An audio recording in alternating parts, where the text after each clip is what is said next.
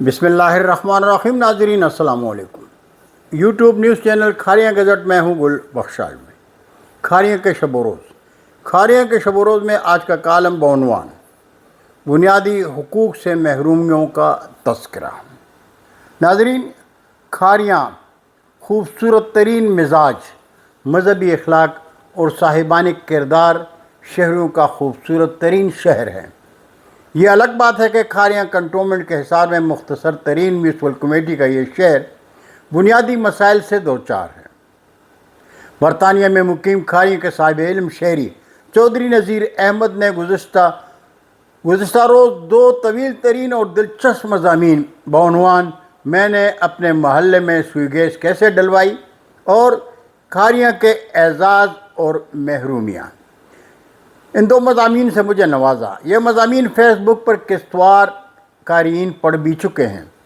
چودھری نذیر احمد کے مضامین پڑھ کر کم از کم میری یہ خوش فہمی دور ہو گئی کہ کھاریاں شہر کا درد صرف میرے قلمی جگر میں ہے۔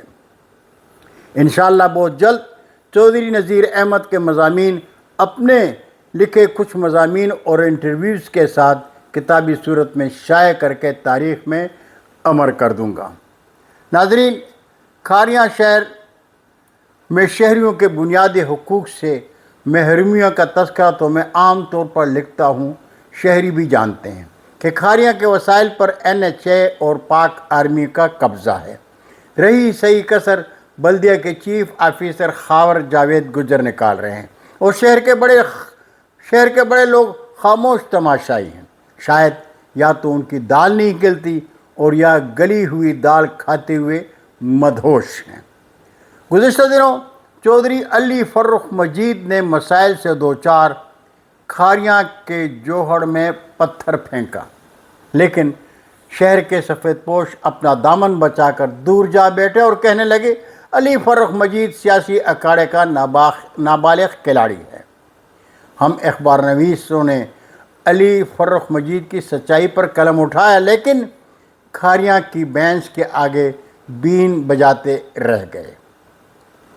ناظرین، کھاریاں شہر میں اصغر علی گریجویٹ کالج برائے خواتین کھاریاں کی شان تعلیمی ادارہ ہے۔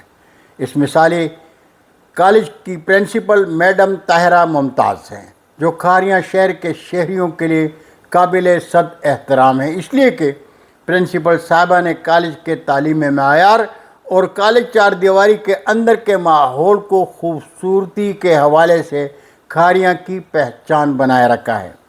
لیکن کالج کے اطراف میں کالج کی بیرونی دیوار کے ساتھ تجاوزات اور گندگی پر میں جب بھی قلم اٹھاتا ہوں تو کھاریاں شہر کے کچھ بڑے سابق کونسلر اور بڑے لوگ میرے قلمی آواز کو بلدیہ کے چیف آفیسر خالد جاوید گجر کی شان میں گستاخی سمجھتے ہیں۔ میں جانتا ہوں، لیکن پہلی بار کالج کی پرنسپل طاہرہ ممتاز نے مجھے پیغام میں لکھا کہ آپ اپنے کالموں میں کالج کے مسائل کا تذکرہ نہ کریں۔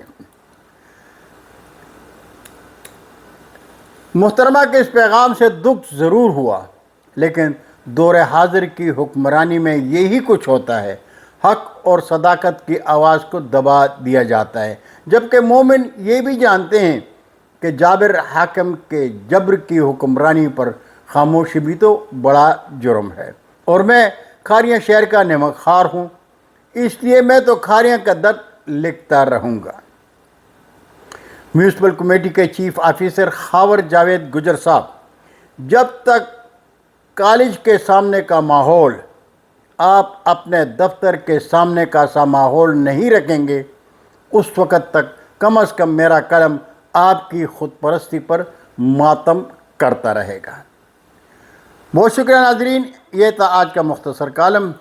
برقی رابطے میں انشاءاللہ پھر ملاقات ہوگی۔